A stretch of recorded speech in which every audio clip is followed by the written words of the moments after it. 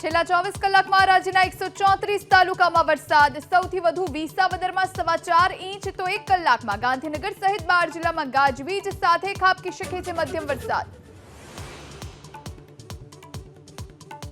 ઉપરવાસમાં વરસાદ ન હોવાથી વડોદરામાં હાલ પૂરતું સંકટ થયું હળવું.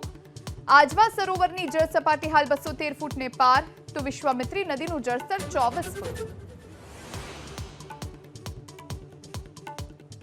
લાંબા સમય બાદ અમદાવાદમાં વહેલી સવારથી જ સૂર્યદેવના દર્શન, વાદળો હટ્યા, તાપ વધ્યો, છતાંય અવકાશી વીજળી અને ગાજવીજ.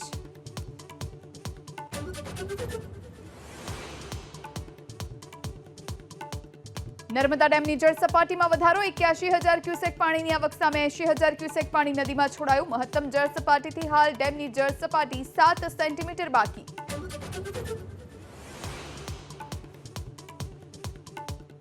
અમદાવાદમાં શાળાઓ બહાર ટ્રાફિક પોલીસની ડ્રાઈવ, ગિયરવાળા વાહનો સાથે લાયસન્સ વગર શાળાએ જતા વિદ્યાર્થીઓ સામે કાર્યવાહી.